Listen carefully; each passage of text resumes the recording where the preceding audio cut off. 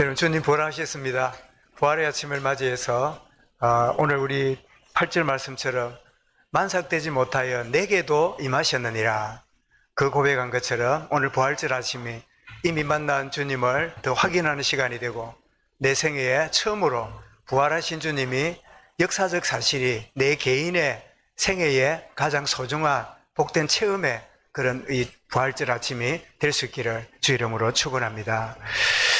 이런 부활절 이러면 여러분 신앙생활한 경험만큼 부활절의 이 추억들이 기억이 날 건데요. 제가 아침에 무신거 나올 때 우리 아내가 하얀 흰 한복을 안 입고 일상복을 입고 나와요. 왜냐니까 어릴 때 우리 어머니들이 부활절 되면 새벽 기도나 이 부활주일에는 흰 한복을 입고 교회를 나왔어요. 그래서 부활절은 주님 부활하셨기 때문에 이렇게 부활을 기념하는 그런 이 흰 옷을 입고 와서 이렇게 예배를 참 드린 기억이 나는데, 오늘 보니까 흰 옷 입은 분들이 거의 없어요. 다 뭐 어둡거나 다른 색으로 입고 오셨는데, 이거는 진리가 아니지요. 그 당시에 그냥 이 풍습이고 하나의 기독교 문화였지 진리 문제가 아니지요. 그래서 여러분, 세상 진리는 다 상대적입니다. 그때는 그렇고 또 지금은 이렇고, 또 동양에서는 이렇게 하고 서양에서는 저렇게 하고. 그런데 성경의 진리는 절대적입니다. 오늘 세상이 흘러가면서 다 상대적으로 봅니다. 성경만 올랴 불경도 오라, 불경만 올랴 몰몬경도 오라. 그래서 모두를 인정하고 싸우지 말고 지내자. 이게 우리 인간들의 보편적인 생각이지만, 그러나 타협할 수 없는 것은요, 성경만이 절대 진리입니다. 성경이 뭘 말하고 있나요? 모든 인간은 죄인으로 태어난다는 사실이에요. 거부할 수 없는, 시대가 바뀌고 아무리 과학과 문명이 발전되어도 모든 인간은 죄인으로 태어난다. 그래서 길을 잃은 인생이에요. 태어나자마자 길을 잃은 인생이에요.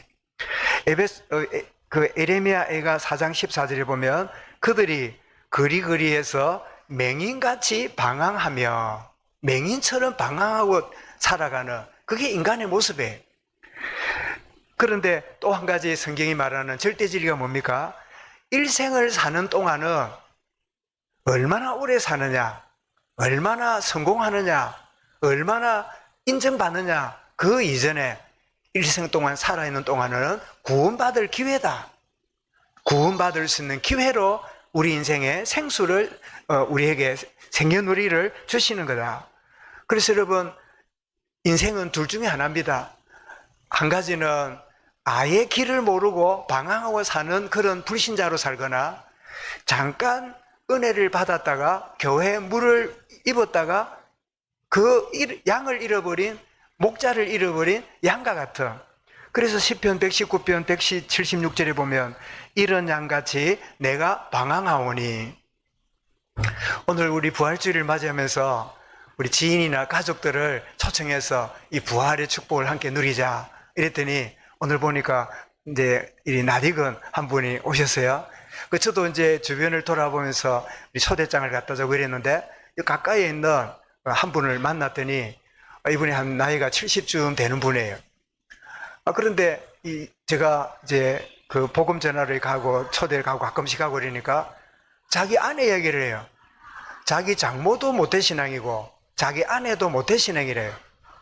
그런데 결혼하자마자 아내가 지금까지 교회를 안 나간대요. 결혼한 지 거의 4, 50년 됐는데, 나이가 70이 됐으니까. 그런데 신기한 거는 잠잘 때 성경책을 머리맡에 항상 두고 잔대요. 누가 들고 가면 가져와서 머리맡에 두고 잔대요. 그래서 남편이 이제 그 시어른도 다 돌아가시고 이러니까 제사나 이런 게 좀 자유로우니까 당신 교회 가지.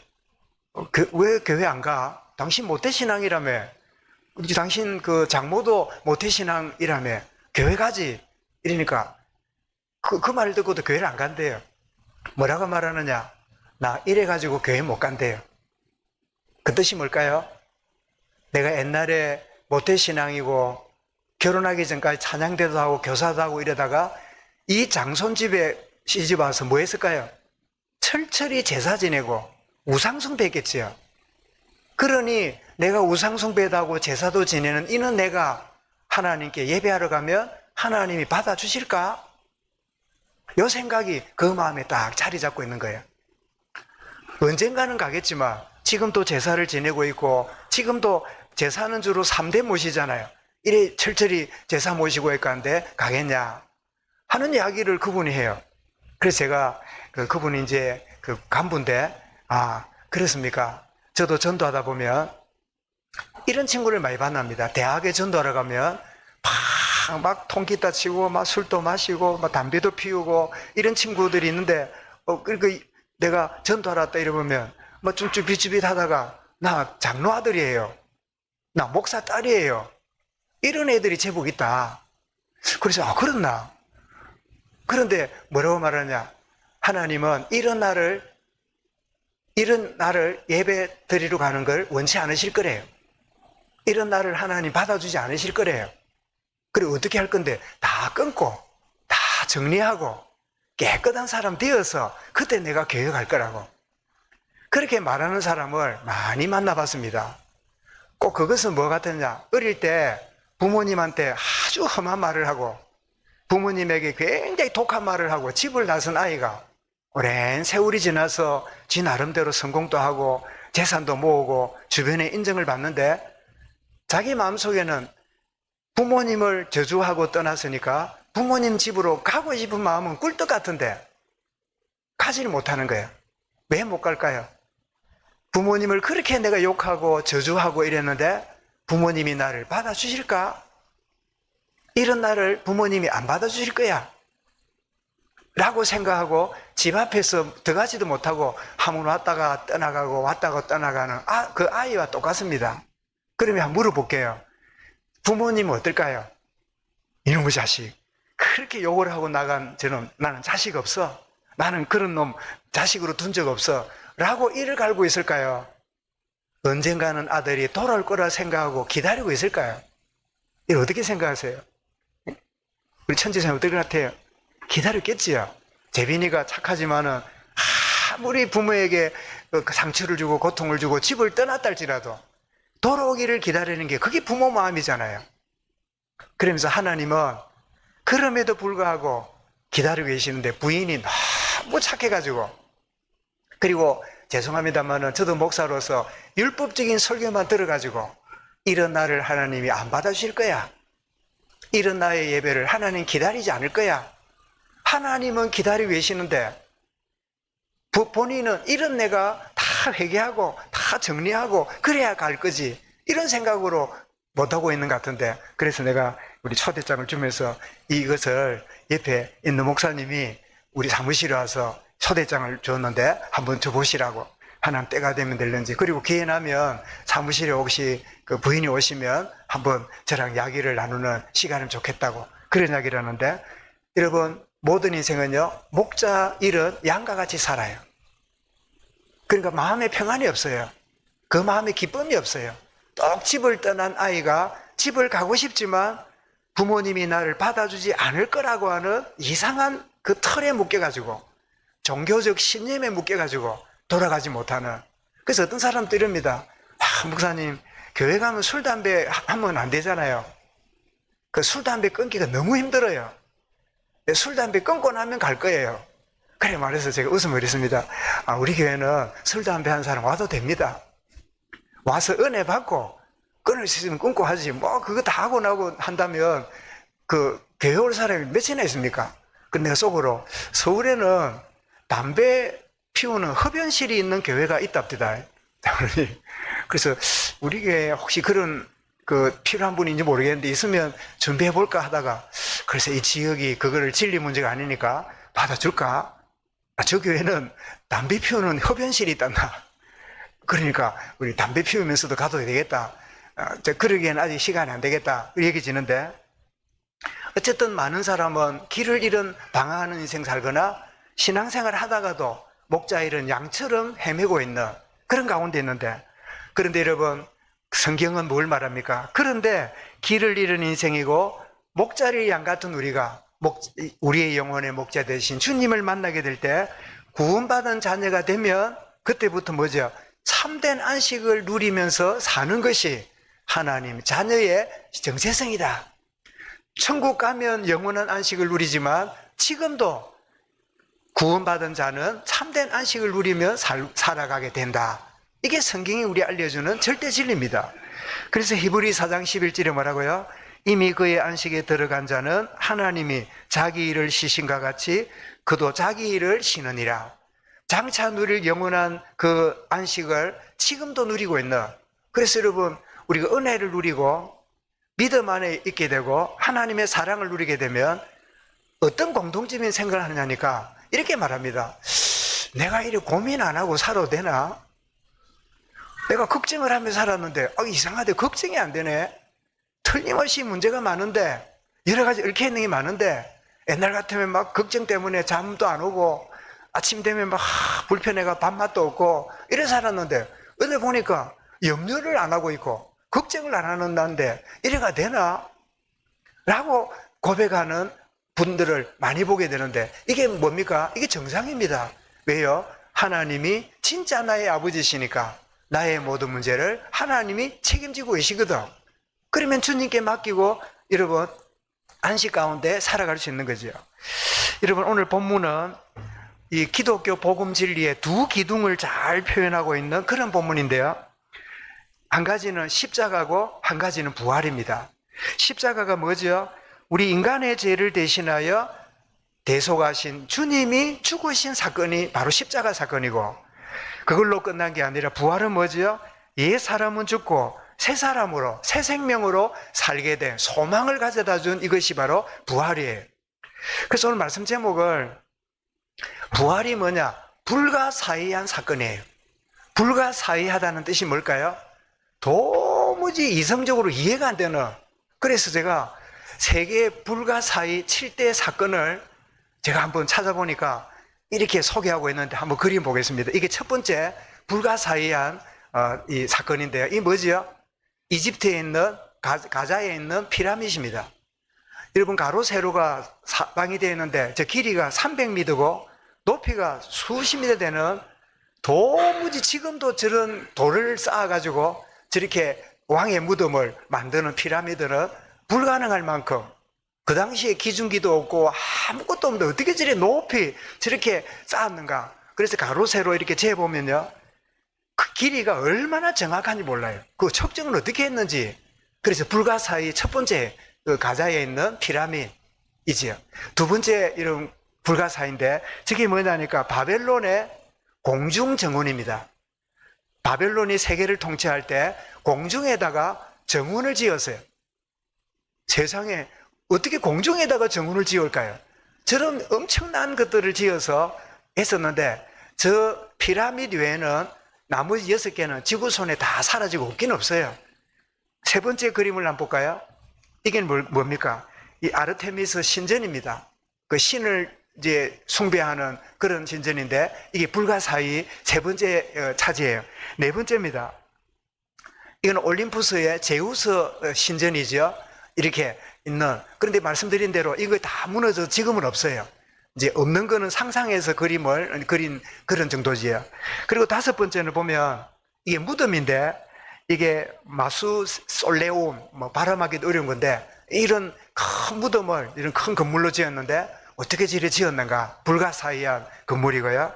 또 그 다음 보면 저기 보면 여러분 배가 저 밑으로 다니는데 어떤 큰 거상, 큰 거인이 다리를 벌리고 있는 그런 모양이죠. 저게 뭐냐니까 절에 만든 상을 만들어 놓고 밑에 배가 다닐 만큼 거대한 상을 만들어 가지고 이렇게 있었다 하는 그런 것인데 저게 로도스 거대상이라고 하는 그런 불가사의한, 어떻게 저렇게 옛날에는 기중계나 건축 기술도 없어서 지었는가 하는 불가사의가 되고요.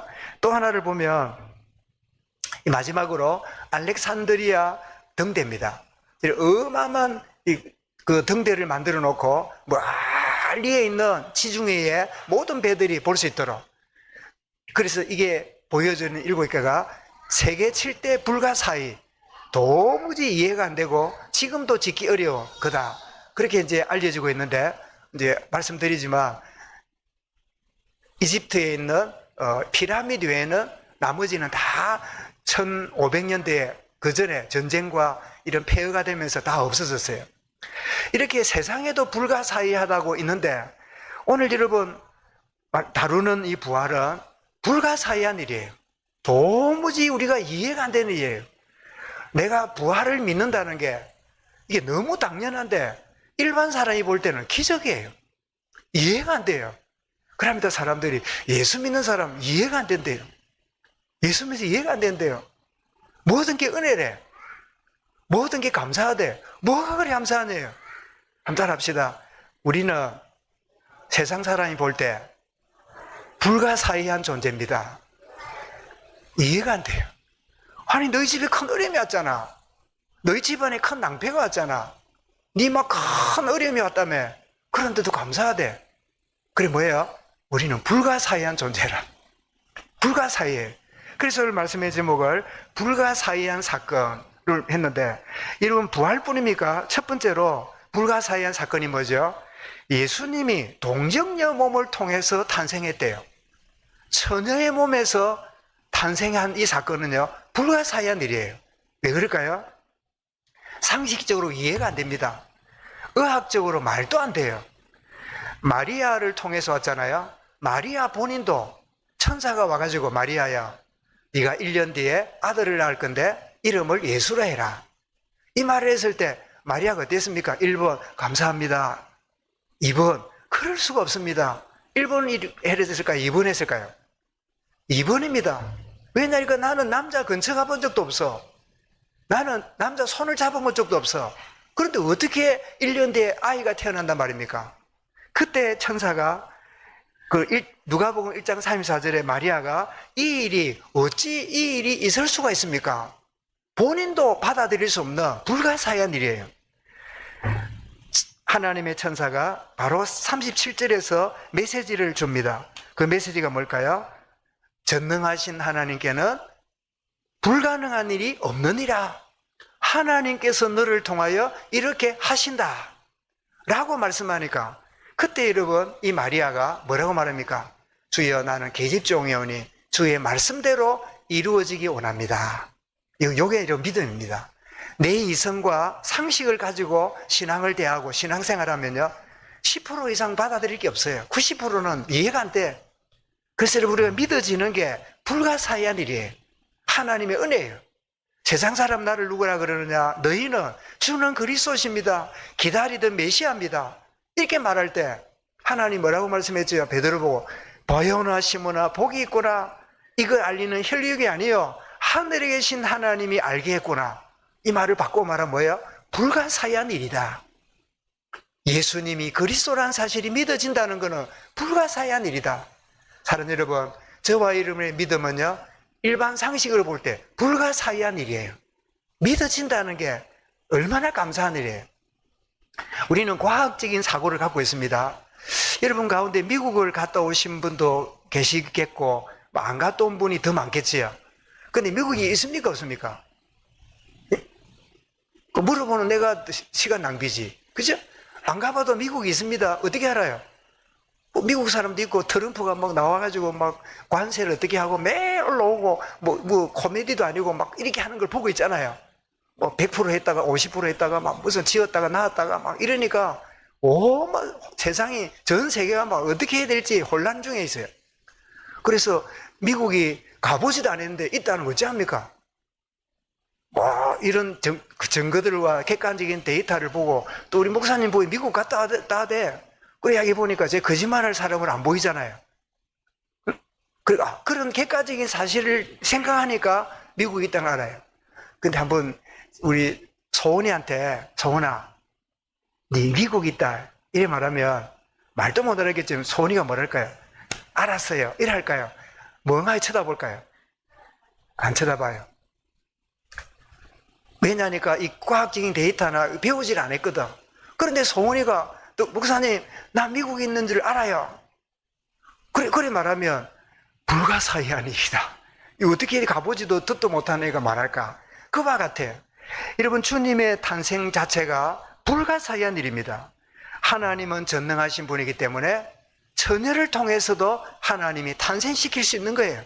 그럼 왜 일반 여자를 통해서 탄생해도 되는데 왜 동정녀, 처녀를 통해서 이 메시아가 태어나 있을까요? 창세기 3장 시절에 보면 남자의 후손이 안 하고 뭐라고요? 여자의 후손이. 이 말은 남자와 상관없는 경로를 통하여 이 뜻입니다. 그럼 왜 남자를 통하여 나도 될 건데 왜 남자가 없는 여자를 통해 난단 말입니까? 이런 부정모혈에는 인간의 죄가 유전되기 때문에 죄 없는 인간이 필요한 거예요. 그래서 하나님이 죄 없는 인간인 남자와 상관없는 그런 여인의 몸에서 태어나도록 하셨는데 그 일이 뭐죠? 하나님은 창조주시기 때문에 전능하신 분이기 때문에 불가사의한 일이 아니라 믿음의 관점 볼 때는 뭘 할까요? 한번 따라하겠습니다. 불가사의한 일이 아니고 당연한 일이다. 아이들은 당연하다 안 그래요? 뭐라 그래요? 당근이지 이렇게 말해요. 당근이지. 하나님은 하시는 일이 너무나 당연한 일이에요. 그래서 창세기 1장 3절에 뭐라 했습니까? 하나님이 이르시되 빛이 있으라 하심에 빛이 있었고 하나님 말씀 앞에 모든 천지 만물이 여러분 순종하는 거예요. 히브리 11장 3절에도 성경은 뭐라 그럽니까? 믿음으로 모든 세계가 하나님 말씀으로 지어진 줄을 우리가 아나니. 이렇게 주님의 탄생부터가 불가사의한 일인데 이것이 뭐죠? 당연한 일이에요. 두 번째입니다. 여러분, 예수님이 누굽니까? 예수님은 하나님이시잖아요. 그런데 하나님이신 예수님이 십자가에 달려 죽었다? 우리는 볼 때 주님 은혜다 이렇게 싶은데요, 일반적으로 볼 때는 이거는 불가사의한 일이에요. 어떻게 하나님이 십자가에 비참하게 달리고 죽을 수 있단 말인가? 이거 불가사의한 일이에요. 모든 인간은 죄인으로 태어나죠. 로마서 3장 10절이나 23절에. 그런데 예수님은 죄가 없는 분으로 오셨습니다. 히브리 4장 15절에 보면 예수님은 우리와 똑같이 시험을 받으신 이로되 죄는 없으시니라. 왜 그럴까요? 동정녀를 통하여 하나님이 성령으로 태어나게 하셨거든. 그러면 여러분, 십자가는 죄인들이 달리잖아요. 죄의 결과로 여러분 형벌을 받게 되잖아요. 그런데 오히려 죄인들에 의해서 정죄를 받고 주님이 죄인 모양으로 십자가 달리시는 거예요. 참 아이러니한 일입니다. 그래서 이 사람들이 누가복음 23장 21절에 보니까 뭐라고요? 그들이 소리질러 이르되, 뭐라고 소리질렀을까요? 주여 우리 죄를 위하여 죽으십니까? 우리가 죽어야 됩니다 이랬을까요? 아니면 저를 십자가에 못 박으소서라고 소리질렀을까요? 아니, 자기 죄를 위하여 예수님 십자가를 진다는 걸 아랑곳 없이 뭐라고요? 십자가에 못 박으소서, 이런 소리 내는 게 무리들의 모습이었어요. 얼마나 기가 찰 일입니까? 그들은 자신들의 죄를 위하여 대속의 제물로 주님 십자가에 죽으신다는 것을 까마득히 모르고 그들은 어떻게 생각합니까? 이사야 53장 3절 4절에 보면 예수님이 죽으면 저 사람이 죄가 있어서 그렇게 죽는 거지 뭐가 잘못이 있으니까 십자가 형벌을 다는 거지 여러분 아시는 대로 유대인들은 십자가형의 사형 형벌이 없어요. 유대인들은 투석, 돌을 던져서 사형하는 법은 있어도 십자가에 다는 것은 없어요. 로마에서 이 십자가형을 가지고 제수를 사형을 시켰는데 로마 사람들은 십자가형을 집행하지 않았대요. 워낙 여러분 극악하고 고통스럽고 어렵기 때문에 로마 사람이 아닌 이방 사람들만 십자가에 매달았대요. 유대가 뭐지요? 유대는 로마의 식민지지 로마가 아니잖아요.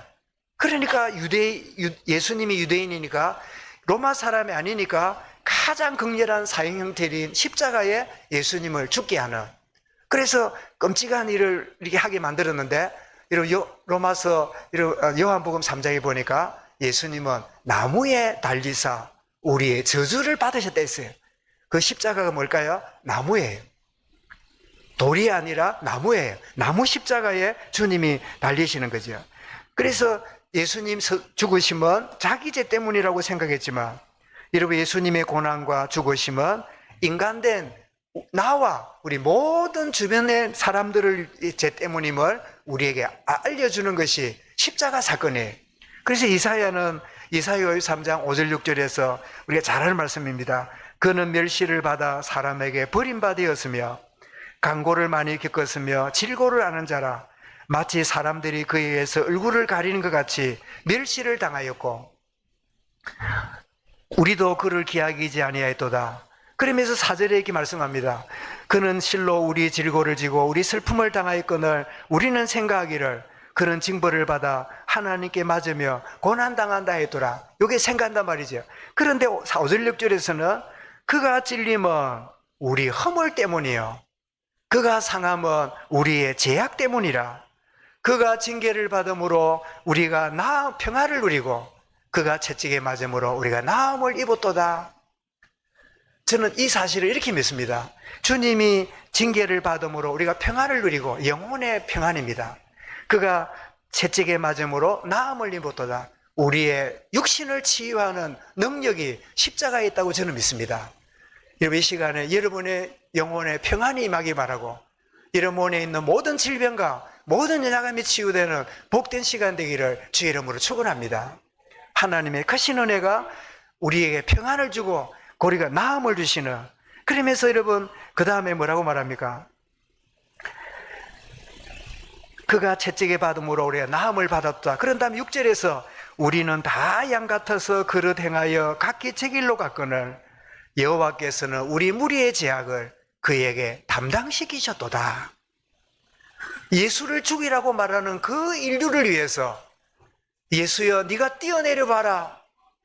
뛰어내리면 나도 너를 믿을게. 너도 구원 못하면서 뭐 우리 보고 나를 믿으라 그러냐 하고 비난한 자들을 향하여 주님이 어떻게 해요?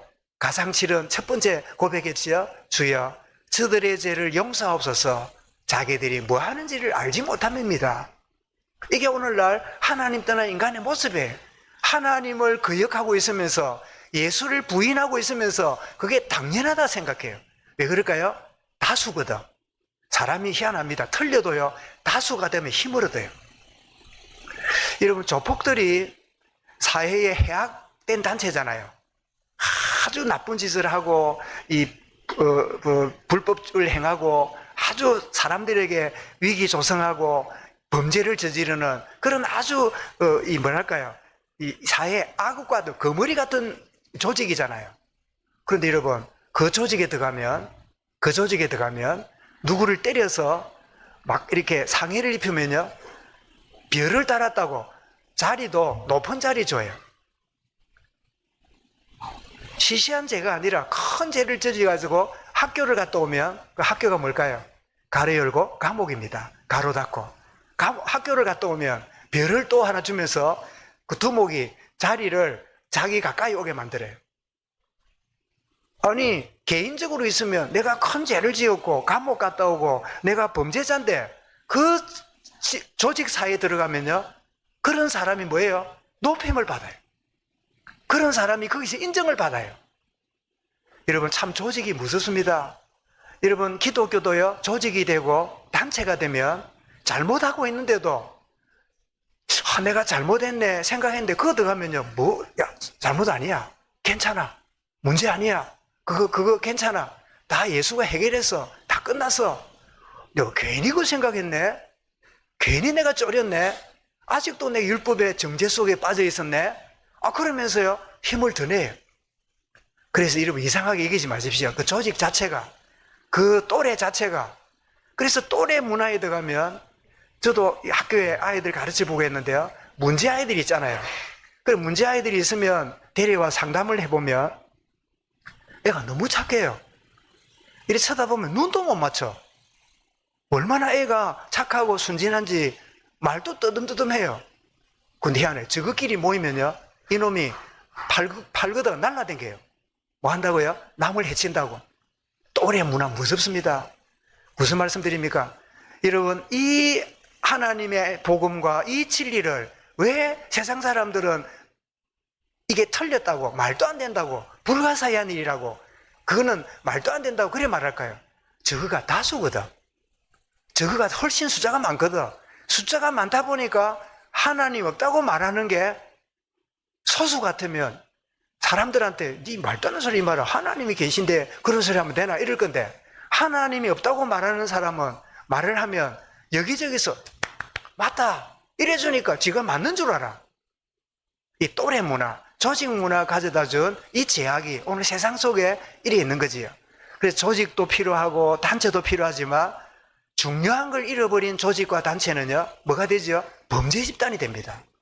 하나님을 거역하는 무리가 되고 하나님을 거역하는 바벨탑 일을 일으키는 그런 자리로 갈 수밖에 없는 자리에 들어가는데, 우리 무리의 제약을 위하여 주님이 죽으셨고 하나님이 우리 죄를 그에게 담당시키셨다. 그래서 오늘 제가 두 가지 말씀드렸는데, 예수님의 탄생도 불가사의한 사건이에요. 예수님 십자가 죽은 사건도 이거는 이해 못하는 사건이에요. 하나님이 구원자가 죄인으로 위하여 죽으신다? 이해가 안 돼요. 세 번째입니다. 죽었는데 무덤에서 부활하셨어요. 이 불가사의한 사건입니다.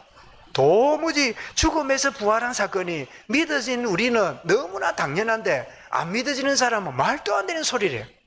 사람은 죽으면 그뿐이지 어떻게 살아나냐고 이렇게 말하는데, 창조 원리에도 안 맞습니다. 열왕기상 2장 2절에 보면 이 다윗이 죽으면서 솔로몬에게 이렇게 말합니다. 나는 세상 모든 사람들이 가는 길로 간다 라고 말했는데, 이게 무슨 뜻일까요? 이게 죽음을 그렇게 표현했습니다. 다윗은 시인이니까 시적으로 표현하여 모든 사람이 가는 길로 나는 간다 라고 표현했어요. 창조 원리가 뭐죠? 인간은 원래 영원히 살게 되었는데 선악과를 따문 범죄 결과로 인간은 적당히 살다가 죽어야 돼요. 죽은 다음에 심판이냐 영원한 구원이냐 있는데 죽어야 돼요. 그런데 놀랍게도 부활이 불가사의한 게 아니라 진리인 것을 구약에서도 우리에게 보여줍니다. 그 보여주는 사건이 뭐죠? 에녹을 보십시오. 에녹은 어떤 사람입니까? 히브리 11장 5절에 보니까 믿음으로 에녹은 죽음을 보지 않고 하나님께로 옮겨졌다. 죽음을 보지 않고 간 사람이에요. 엘리야가 또 누구지요? 불병거와 불말로 하늘로 올라갔더라. 그래서 여러분, 에녹과 엘리야가 죽음을 보지 않고 하나님께로 올라간 이것은 오실 메시아의 부활을 예표하는 사건이에요. 그림자처럼 부활이 진리인 것을 보여주는, 성경이 가져다주는 그런 말씀인 것을 보게 되죠. 이런 그런가 하면 봄이 되면요, 저는 지내와서 이 너무 당연한 벚꽃나무를 보면, 이 가을이 되면 잎사귀가 노랗다가 겨울 되면 다 떨어뜨리고, 글쎄 제가 뭐 나무를 잘 연구 안 해봤는데, 나무 표면이 더럽기로 이 덩수를 먹이면요, 벚꽃나무가 10등 안에 들어갈 것 같아요. 얼마나 더러운지 몰라. 그 진도 나고요, 그 표면도 깨끗하지도 않아요. 아주 막 또 이렇게 겨울에 아이들 왜 안 씻으면 막 살이 터잖아요. 그런 것처럼 벚꽃나무 그 표면이 보면 그렇게 깨끗하지가 않아요. 나무도 그렇게 막 이렇게 멋있지도 않아요. 막 자연 그대로 커요. 그런데 신기하죠. 봄 돼 보세요. 잎사귀도 안 나요. 잎사귀도 안 나는데 뭐가 올라와요? 분홍색 꽃이요. 뿅뿅 하고 올라와요. 그게 부활입니다. 여러분 놀랍지요? 꾸물꾸물 기어다니는 애벌레가 나중에 되면 어떻게 되죠? 허물을 벗고 나비가 돼서 올라갑니다. 여러분, 조그마한 미랄 하나를 땅에 심으면요, 이 미랄이 땅에 들어가서 이렇게 녹고 없어지면요, 죽는 줄 알았는데 어떤 일이 벌어져요? 30배, 60배, 100배의 결실을 거둬요. 여러분, 자연을 통해서도 부활의 원리를 알려놓았어요. 우리 영안이 어두웠기 때문에, 타락한 이성을 가졌기 때문에 부활은 말도 아니야. 비과학이야. 비상식이야. 말도 안 되는 거야. 기독교에서 만든 거야. 사실 예수님 당시에도 예수님 부활했다는 소리를 듣고 별별 그 설들이 많아요. 첫 번째, 기절설. 예수를 덜 죽였구나. 그러니까 새벽에 시원한 바람 듣고 일어났다. 기절설. 두 번째로, 여자들이 슬퍼가지고 예수님 무덤 간다고 한 게 엉뚱한 무덤에 가서 타 무덤 방문설. 이렇게 말하기도 하고, 또 제자들이 예수님을 너무 사모하다 보니까 환상을 보고 예수님 부활한 걸로 말해선 거다. 그래서 예수님 부활을 환상설로 얼마나 많은 여러분 이런 이 설들이 그 당시 많은지 몰라요. 유대인들도 모르지요. 예수님 부활을 여러분 누가 첫 번째 봤습니까? 누가 처음 봤지요? 네? 무덤을 지키던 로마 군인들이었잖아요. 로마 군인들이 있는데 어떤 일이 벌어질까요? 무덤 문이 이렇게 열리더니 누가 나와요? 주님 나오니까 군병들이 얼마나 놀랐을까요? 그래가 어디로 갑니까? 제사장에게 갑니다. 왜? 그들에게 월급 받았으니까 그 말대로 살아났다고. 그러니까 종교인들이 이분이 그리스도구나, 이분이 살아나셨구나, 우리의 종교의 틀을 깨뜨리고 그분을 받아들이겠구나, 이렇게 하는 게 아니라 뭐라고요? 군인들에게 뭐죠? 돈을 주고 소문 내면 안 돼. 소문 내면 안 돼. 소문 나면 네 목을 날릴 거야. 그게 성경에 다 기록되어 있어요. 그리고 여러분 가장 큰 부활의 증거는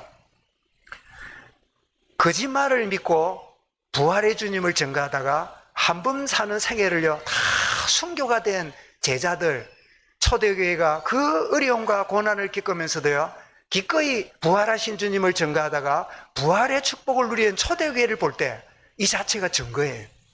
그 누구도 변명할 수 없는 증거예요. 오늘 본문이 바로 증거입니다. 뭐라고 말합니까? 성경대로 죽으시고 성경대로 살아나셨는데 그 살아나신 그분이 게바에게, 베드로지요, 12제자에게, 500여행자에게 지금도 대다수는 살아있고, 그러면서 야고보에게, 야고보가 누구지요? 예수님의 육신의 동생 야고보도 예수를 처음에는 안 믿었어요.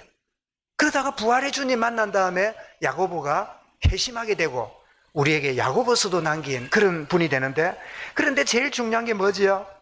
여러분 8절에 뭐랬습니까? 맨 나중에 뭐라고요? 만삭되지 못하여 난 자 같은 나에게도 오셨다. 왜 자기를 만삭되지 못한다 했을까요? 이런 만삭되지 않는다는 것은 무슨 말이죠? 이 말은 보통 보면 10달이 돼야 아이가 태어나잖아요. 그지? 그런데 애가 만삭되지 못한다는 말은 7삭동이, 8삭동이 그런 이야기 들어봤지요? 7개월 만에 태어나고 8개월 만에 태어나고, 그래 어떤 때는 너무 빨리 태어가 죽기도 하는데 요즘은요 뭐 6개월인가 태어나도 인큐베이터 시리에서 들어가서 애를 살리긴 살려요. 의학이 좋아서. 그런데 옛날에 뭐 사람들이 좀 칠칠 맞을 때 뭐라 그럽니까? 아이고 팔푸나 이래 불렀어요. 그 팔푼이란 말이 뭘까요? 10달이 안 되고 8달 만에 태어난 놈아, 이 뜻이라. 모자란다는 뜻이에요. 난생 처음으로 이 말 들은 사람이 있거든. 기록해 놓으세요. 팔푼이란 말이 했구나. 사람이 모자라 보이고 띨띨 맞을 때 아이고 이 팔푼아 그래 불렀어요. 바울은 자기를 보고 뭐예요? 나는 팔푼이 같다는 거예요. 만삭되지 못해 난 자 같다는 거. 왜요? 그 음한 율법의 지식과 종교의 틀에 묶여가지고 눈에 살기 등등해서 예수 믿는 사람 잡으러 다니고 서대반을 돌로 쳐 죽이는 일에 정인으로 있었고, 예수 믿는 사람 감옥 넣는 거를 하나님 기뻐한다고 생각하고 살았으니 자기는 누구예요? 모자라기도 짝이 없는 뭐예요? 그런 나에게 부활의 주님이 내게 오셨다는 거예요. 핍박자요, 주님을 박해했던 그런 존재인데, 사울아 네가 왜 나를 핍박하느냐? 당신이 누굽니까? 그럴 때 뭐라고요? 나는 네가 핍박하는 예수라. 이런 바울은 교회를 박해하러 갔는데요, 주님은 이렇게 말씀합니다. 네가 왜 교회를 박해하느냐 하지 않고 교회를 박해하는 바울을 보고 뭐라고요? 네가 왜 나를 박해하느냐. 이런 교회는 주님의 몸입니다. 그래서 여러분 시대마다 교회를 욕하고 교회를 저주하는 사람이요, 여러분 저절로 지나간 경우들을 저는 보지 못했어요. 여러분 정말 나무에 달리신 그 예수를 하나님이 살리시는, 사도행전 5장 30절에 그래, 나무에 달린 그 예수를 하나님이 살리셨다. 그래서 탄생 사건, 십자가 죽은 사건, 부활 사건은 불신의 눈으로 보면 불가사의한 사건이에요. 그러나 이것이 믿어지는 우리에게는요, 뭐죠? 당연한 일이에요. 하나님의 은혜예요. 바요나 시모나 복이 있구나, 이것을 알게 하니는 네 혈육이 아니라 하나님이 너를 알게 하셨구나, 이 사실. 여러분 산생과 예수 십자가가 나를 위한 죽음이고 부활하신 주님이 지금 나와 함께 계신다는 사실 믿어지십니까? 그렇다면 하나님의 은혜입니다. 이런 결론입니다. 이런 부활이 주는 복음적 의미가 뭘까요? 8절에 그랬죠. 내게도 보이셨느니라. 오늘 여러분 그냥 해마다 하는 부활절이 아니라 이 부활절이 내게도 보이셨느니라. 그 축복을 누리는 귀한 시간이 될 수 있기 바랍니다. 그래서 복음적 의미가 뭘까요? 옛 사람이 죽고 새 사람으로 살게 되었음을 부활이 우리에게 알려줍니다. 그래서 로마서 6장 6절 한번 같이 볼까요? 같이 읽어보겠습니다. 시작. 우리가 알거니와 우리의 옛 사람이 예수와 함께 십자가에 못 박힌 것은 죄의 몸이 죽어 다시는 우리가 죄에게 종노릇하지 아니하려 함이니 옛 사람이 십자가에 죽었다. 이제는 새 사람으로 살림 받았다. 이게 부활이라는 거예요. 에베소 4장 22절도 한번 보겠습니다. 시작. 너희는 유혹의 욕심을 따라 썩어져가는 구습을 따라는 옛 사람을 벗어버리고, 이거는 내 노력이 아닙니다. 주님과 함께 십자가에 죽은 것이 바로 옛 사람을 벗어버린 거지요. 더 나아가서 나를 살리신 하나님만 의지하는 인생이 되었음을 부활은 우리에게 알려줍니다. 고린도 1장 9절 말씀을 함께 보겠습니다. 시작. 우리는 우리 자신이 사형 선고를 받은 줄 알았으니 이는 우리로 자기를 의지하지 말고 오직 죽은 자를 다시 살리시는 하나님만 의지하게 하심이라. 여러분, 우리는 피로 값주고 사신 바 되었기에 하나님이 내 인생의 주인이십니다. 그분만을 의지하고 사는, 이것이 바로 부활의 또 다른 의미죠. 마지막으로 부활이 주는 복음적 의미가 뭘까요? 예수를 살리신 하나님이 우리도 부활하게 될 것을 보여주는 첫 열매가 되었어요. 첫 열매가 되었다는 말은 또 열매가 일어난단 말이죠. 그래서 로마서 8장 11절 우리 마지막을 읽어보겠습니다. 시작. 예수를 죽은 자 가운데서 살리신 이의 영이 너희 안에 거하시면 너희 예수를 죽은 자 가운데 살리신 이가 너희 안에 거하시는 그의 영으로 너 말미암아 너희 죽을 몸도 살리시리라. 이 살리신다는 말은 마지막 날 주님 오시면 무덤에 부활한다 뜻도 있지만, 살아있는 우리도 주님 만나면 우리의 생이 새로 태어납니다. 새 생명을 갖게 됩니다. 부활을 누리게 됩니다. 오늘 정말 오늘 부활주의를 맞이해서 이 불가사의한 사건이 내게 믿어지고 이것이 내게 깨달아지는 게 하나님의 은혜입니다. 이 은혜를 누리고 살아가는 저와 여러분 되어지고 이 축복 누리는 그런 생애 될 수 있기를 주 이름으로 축원합니다. 이 시간 함께 기도드리도록 하겠습니다. 하나님 아버지, 부활은 불가사의한 사건이지만 이 부활이 나를 위한 주님의 죽으심과 부활이며 새 생명과 참 새로운 소망을 가져다주는 축복의 전환점임을 깨닫게 되므로 당연한 일이며 감사할 일이며 창조주 하나님의 새로운 역사의 일인 것을 일깨워 주신 것을 감사합니다. 참으로 이 당연한 일이 불가사의하게 여겨지는 수많은 주변 사람들에게 내가 부활의 주님과 함께하며 새 생명 가운데 지내는 나의 삶과 모습이 주님이 주인 되사 내 인생을 주관하시는 이 흔적이 많은 사람들에게 흘러나가게 하시고 좋은 영향을 주므로 부활의 주님이 내 삶을 통하여 역사하심을 드러내는 축복의 이 한 주간 되며 나의 생애가 되도록 인도하여 주옵소서. 죽은 가운데가 아니라 사신 주님과 동행하며 승리할 모든 주님을 찬양하며 경배하오며 우리 모든 성도들이 참 온전히 응답 속으로 인도받기를 소원하옵고 예수 그리스도 이름으로 기도드리옵나이다. 아멘.